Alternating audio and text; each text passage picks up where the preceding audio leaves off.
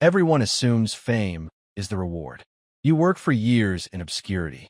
You take the small parts, the disappointing reviews, the rejections that never make it into any official record. And then, if you're very fortunate and very talented, the work pays off. The name becomes known. The crowds gather. The applause arrives.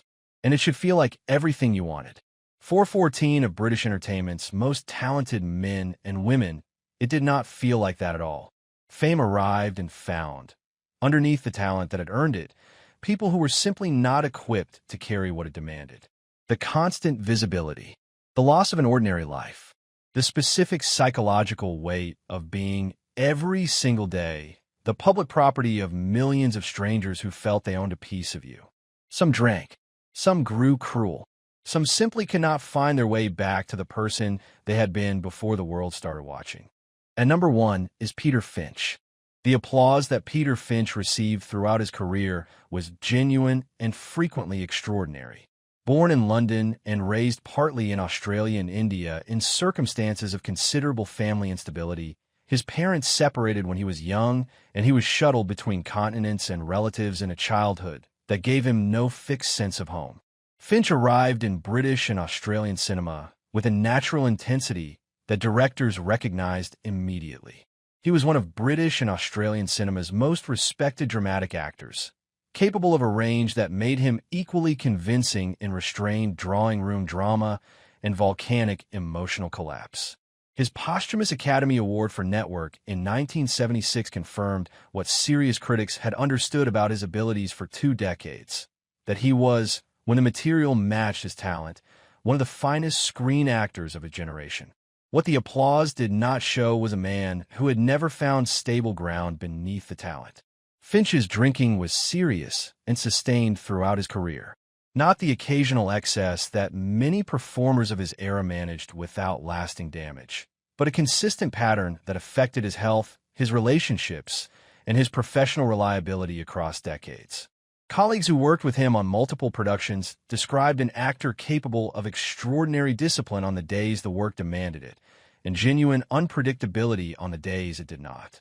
His personal life was characterized by a restlessness that took him between countries, between marriages.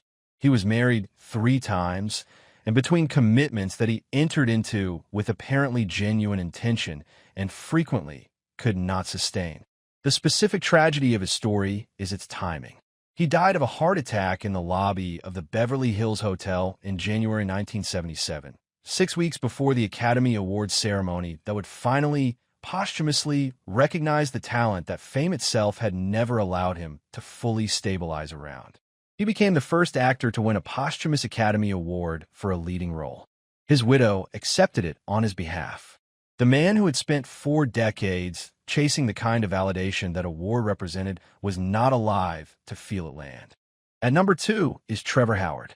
Audiences who watched Trevor Howard in Brief Encounter in 1945 saw a performance of such precise emotional control, such carefully restrained longing beneath an exterior of buttoned-up English reserve, that it became one of the defining pieces of British screen acting of the decade. The Third Man, 3 years later, confirmed his range further. A different register entirely, harder and more cynical, delivered with the same total conviction. He was, by every critical assessment available at the time, one of the most reliable and most respected actors of his generation. A man whose presence in a film signaled serious dramatic intention to critics and audiences alike. Behind that critical respect was a drinking problem so consistently documented across his career that American studios began factoring it into their casting calculations, reducing the major Hollywood opportunities that his talent should have generated. Production reports and insurance assessments from multiple studios tracked the specific pattern of unreliability that accompanied his finest performances. Directors who worked with him learned, often the hard way, to manage around the drinking rather than expect to be managed by him. Schedules were quietly restructured around his condition. Certain hours of the day were understood, without ever being formally discussed, to be more reliable than others. The films he could not make, the sustained Hollywood partnerships that never developed despite the evident respect American directors had for his talent, These are the quieter casualties of a career that fame and its accompanying pressures never allowed to fully stabilize. Than America has had ever been, and where his reputation as a difficult but extraordinary talent had long since become simply part of the cost of casting him. He died in January 1988, having spent his final years still working, still drinking, and still, by the account of those closest to him, never quite at peace with the gap between what he was capable of and what the drinking had repeatedly cost him. At number 3 is James Robertson Justice. James Robertson Justice was, through his role as the thunderous Sir Lancelot Spratt in the Doctor film series beginning in 1954, one of the most recognizable and most commercially valuable character actors in British cinema of the 1950s and 1960s. His booming voice and magnificently irascible screen presence made the Doctor films enormously popular across 7 installments. And his public persona, the bearded, larger-than-life eccentric with genuine expertise in falconry, natural history, and a reported fluency in several languages, made him a beloved British institution whose off-screen reputation for adventure and erudition seemed to confirm everything the film suggested about him. The irascibility that worked so effectively on screen was, by the consistent account of those who worked with him, not entirely a performance. He was genuinely difficult, demanding, quick to anger, capable of treating colleagues and crew with a contempt that several of his co-stars described in later interviews with evident lingering discomfort. Junior actors on the Doctor films recalled him as someone whose temper could turn a set silent in seconds, and whose generosity, when it appeared, was as unpredictable as his anger. His personal life included multiple marriages. He was married 3 times, and a pattern of relationships that reflected the same volatility visible in his professional reputation, with periods of genuine domestic stability interrupted by conflicts that those close to him found exhausting to navigate. As his health declined in his final years, he suffered a series of strokes that affected his mobility and speech, the very instruments that had made him so commercially valuable. His isolation increased substantially. The magnificent eccentric persona that audiences had loved for 2 decades became, in private, a genuinely difficult and increasingly lonely old age that his decades of fame had done nothing to soften. He died in July 1975. The booming voice silenced years before the man himself, and the specific public affection that had surrounded Sir Lancelot Spratt never quite translated into the personal support that James Robertson Justice needed in his declining years. At number 4 is Reginald Owen. Reginald Owen built a long and respected career as a character actor in British and Hollywood cinema across 5 decades, beginning on the British stage before moving permanently to Hollywood in the 1920s and establishing himself as one of the most consistently working British actors in the American studio system. His work included a notable turn as Scrooge in the 1938 MGM version of A Christmas Carol, playing the role after originally being cast as Marley's ghost in the same production, a casting swap that resulted from another actor's unavailability and that gave him his most enduring screen credit. He appeared in literally hundreds of films across his career, a working actor's working actor, valued by studios precisely for his reliability. The sustained nature of his career across so many decades concealed, for much of it, the specific personal toll that the demands of constant studio employment took on a man managing the pressures of an industry that offered little structural support to its working actors. Unlike the leading men whose fame generated lasting financial security, character actors of Owen's type were paid well during active years and provided with no systematic mechanism for converting that income into long-term stability. The studio system that employed him so consistently had no obligation to him once the work stopped. And the work, inevitably, eventually slowed as he aged out of the roles that had sustained him. His later years were marked by the financial and personal difficulties that affected so many performers of his generation. Character actors whose steady employment never converted into the kind of lasting security that leading man status might have provided, and whose visibility, while consistent across hundreds of films, never generated the resources needed to manage a long and comfortable retirement. He died in November 1972 at 85 years old. his name familiar to generations of filmgoers who had seen him in dozens of productions without necessarily knowing it, and his final years, considerably less comfortable than that familiarity might have suggested to anyone judging by his filmography alone. At number 5 is Max Miller. Max Miller, the cheeky chappy resplendent in his flamboyant floral suits and trademark trilby, was the most popular and most highly paid music hall comedian in Britain during the 1930s and 1940s. Born Thomas Henry Sargent in Brighton, he built from genuinely difficult beginnings a stage persona of such complete and confident command that audiences across the country organized their evenings specifically around the chance to see him. His specific brand of innuendo-laden rapid-fire comedy, delivered with a wink and a knowing pause that let audiences complete the joke themselves, filled theaters across the country. And his confidence on stage was so complete that he was considered, by the standards of his era, the single biggest draw that British variety theater ever produced. He commanded fees that no other variety performer of his generation could match. The confidence on stage did not survive contact with the changing entertainment landscape of the 1950s.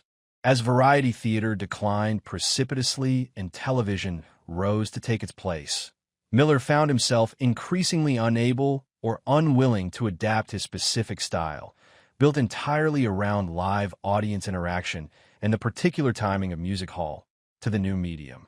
And the audiences that had once filled theaters specifically to see him began, gradually and then completely, to disappear. The BBC's reluctance to give him the kind of sustained television platform that other variety performers were beginning to receive compounded his sense that the industry had turned against him. He became, in his final years, a genuinely bitter man, convinced that the industry that had once adored him had abandoned him without cause, refusing many opportunities that he considered beneath the stature he still believed he commanded, and growing increasingly isolated as the offers that did arrive failed to meet his own assessment of his worth. He died in May 1963, having spent his final years in a self-imposed isolation that those who had known him at his peak found genuinely painful to witness. The cheekiness that had defined 4 decades of public adoration curdled in private into something considerably darker. A man who could not reconcile the scale of his earlier fame with the smaller world that had replaced it. At number 6 is Frank Randall. Frank Randall was one of the most popular and most anarchically gifted comedians that the north of England produced in the first half of the 20th century. Born Arthur McAvoy in Wigan, his stage persona, built around toothless grins, exaggerated physical comedy, and a specifically Lancashire brand of chaotic working-class humor delivered in a thick regional accent that Southern audiences struggled to follow, generated a devoted regional following that filled theaters across the North with a consistency that more polished Southern English performers rarely achieved in that territory. His films, made specifically for Northern distribution and rarely shown elsewhere, were enormously profitable within their region precisely because they spoke to an audience that mainstream British entertainment routinely overlooked. His drinking and his volatility were, by the extensive documentation of those who worked with him, genuinely extreme, even by the standards of an industry that tolerated a great deal. He was banned from numerous theaters for behavior that ranged from drunken unreliability to outright violence against colleagues and venue staff. And his career was characterized by a self-destructive pattern so consistent that it became, in the north of England's entertainment circles, a kind of cautionary legend in its own right while he was still alive to hear it discussed. He fought publicly and repeatedly with producers, fellow performers, and the licensing authorities whose cooperation his career depended upon, burning professional bridges with a regularity that would have ended a less popular performer's career decades earlier than it ended his. He died in July 1957, his finances and his health both having been comprehensively destroyed by decades of a lifestyle that the fame and the money had enabled rather than restrained. His regional following never forgot him.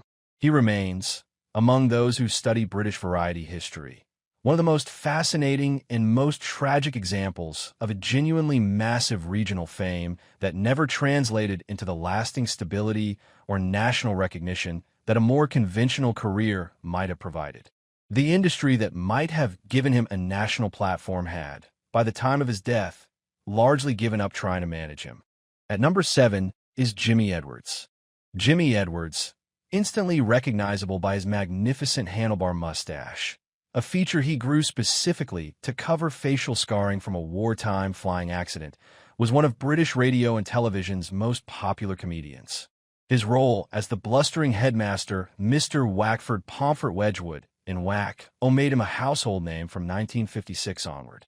His particular brand of comic authority, pompous, ultimately well-meaning, endlessly put upon by the boys in his charge, connected with audiences across 2 decades of British broadcasting on both radio and television. Behind the bluster was a man managing financial difficulties that consistent fame never resolved. His earnings, significant as they were during his peak broadcasting years, were not converted into the lasting security that his public profile suggested he possessed, a pattern common to broadcasters of his era, whose fees, while substantial, were not structured around the kind of long-term residual income that later generations of performers would negotiate.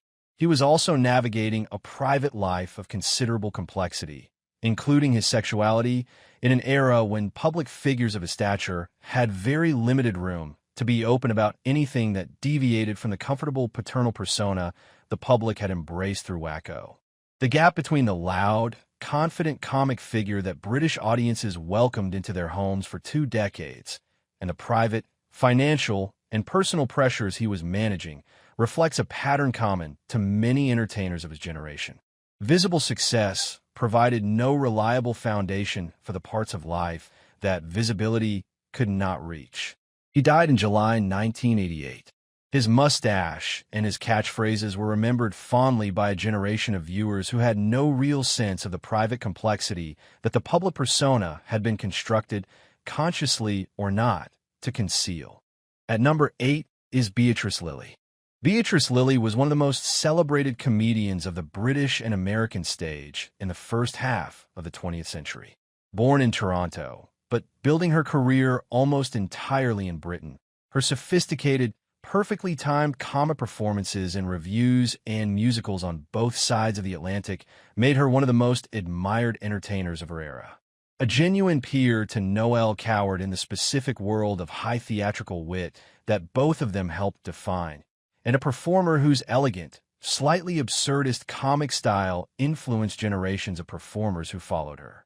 Her son Robert was killed in action aboard HMS Tenedos during the Second World War in 1942, a loss from which those who knew her well said she never fully recovered.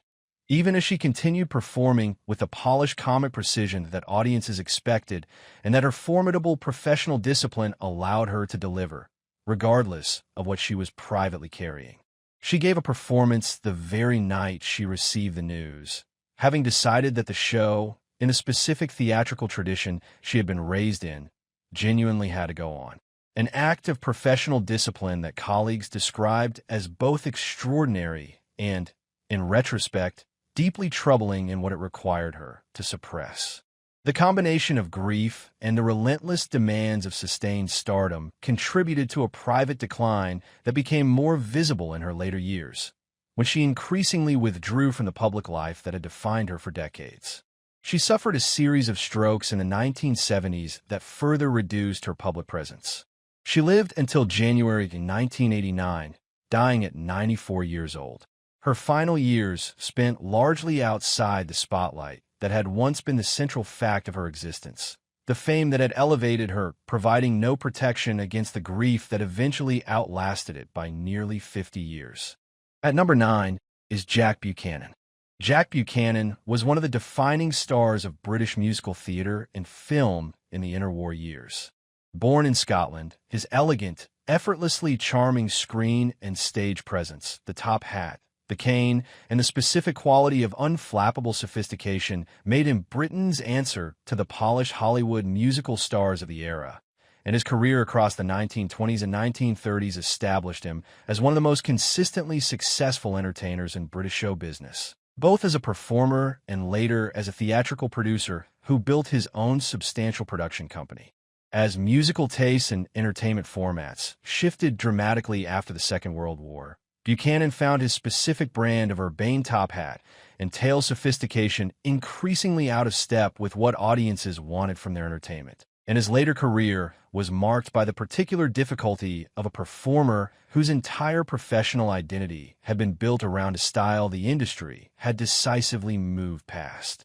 The production company he had built to sustain his career across changing fashions placed him under significant financial strain as the post-war economics of British theater shifted away from the lavish productions he specialized in.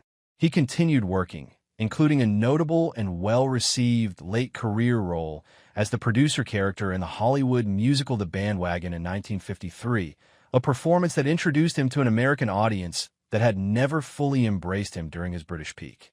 But the sustained, effortless stardom of his earlier years gave way to a more precarious professional existence, managed with the same outward elegance that had always characterized him, while privately he faced declining health.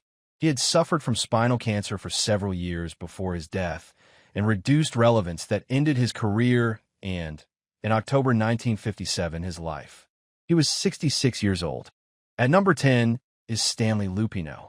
Stanley Lupino, father of actress Ida Lupino and a member of the extensive theatrical Lupino family, whose presence in British entertainment stretched back generations, was a significant figure in British musical comedy and film throughout the 1920s and 1930s. A performer, writer, and producer whose work in British musical theater established the Lupino name as a significant presence in British entertainment well before his daughter would carry it to Hollywood. He wrote and starred in numerous successful stage and film productions, demonstrating a versatility across multiple creative roles that few of his contemporaries attempted to match.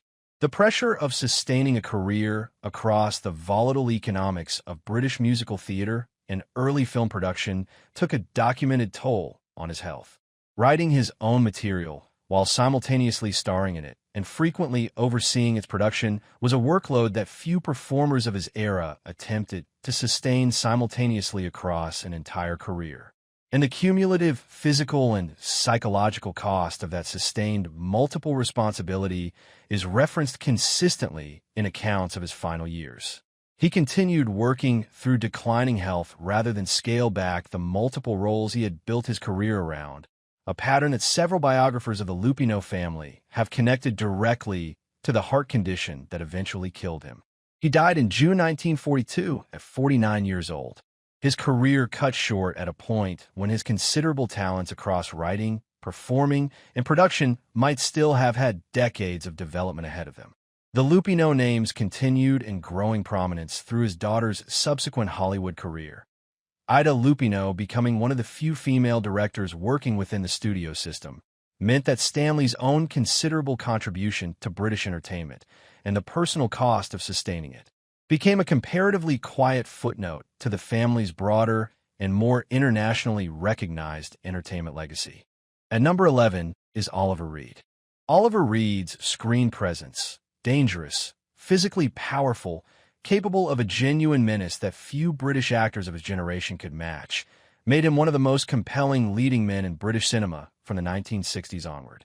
His work with director Ken Russell in particular, including Women in Love and The Devils, produced performances of remarkable, uncomfortable intensity that demonstrated a genuine and serious dramatic talent operating beneath the public image that would eventually overshadow it almost entirely. His drinking became, over the decades, as much a part of his public identity as his acting. The legendary drinking sessions that became the stuff of entertainment industry folklore, the talk show appearances conducted in visible states of intoxication that became must-watch television precisely because of their unpredictability, and the stories that circulated throughout the industry about behavior on sets that insurers and producers increasingly had to factor into their planning and their budgets. What had once been presented, including by Reed himself, with evident enjoyment, as a colorful and entertaining eccentricity, the arm wrestling, the drinking contests, the carefully cultivated image of the last great hell-raiser, became, by the account of those who knew him best in his final years, a genuinely destructive force that the fame and the financial security had done nothing to interrupt and had, if anything, enabled by removing the ordinary consequences that might otherwise have intervened earlier in his life. He died in May 1999 in a Malta bar during a break from filming Gladiator, in circumstances that read as the logical and tragic culmination of a lifetime spent performing self-destruction as entertainment until the performance and the reality became indistinguishable from one another. He was 61 years old. The production completed his final scenes using a combination of body doubles and early digital techniques, and the film went on to win the Academy Award for Best Picture, with Reed receiving a posthumous credit for a performance that critics agreed was among the finest of his career. Talent intact until the very end, even as everything around that talent had long since come apart. At number 13 is Richard Harris. Richard Harris brought to his finest performances in This Sporting Life, Camelot, and the field a quality of barely contained emotional volcanic force that made him one of the most distinctive actors of his generation. An Irish intensity translated powerfully to the screen across 4 decades of significant and frequently extraordinary film work. His Academy Award nominations for This Sporting Life and The Field, separated by nearly 3 decades, demonstrated a sustained capacity for genuinely serious dramatic work that ran alongside the more colorful public persona that increasingly came to define how audiences understood him. The same volatility that powered his performances defined his personal life, with a consistency that those close to him described as exhausting and occasionally frightening. The drinking, documented extensively across decades and frequently discussed by Harris himself, with a combination of pride and rueful self-awareness. The marriages that could not survive the pace at which he lived. He was married twice, both unions ending in divorce. And the financial recklessness that required the periodic sale of properties he had acquired with enthusiasm and then could not sustain, including his beloved home in County Clare, Ireland, which connected him to the Irish identity that remained central to his sense of himself throughout his life. He achieved a remarkable late career renaissance through the Harry Potter films, his casting as Albus Dumbledore introducing him to an entirely new generation of audiences who had no knowledge of his earlier, more turbulent decades. But the man receiving that late acclaim was, by his own account in interviews given near the end of his life, still managing the same fundamental volatility that had defined every preceding decade of his career and his personal relationships. He died in October 2002 of Hodgkin's lymphoma. The fame that had arrived early and spectacularly in his career, having never provided him the stability that a less spectacular life might have allowed him to find. At number 14 is George Sanders.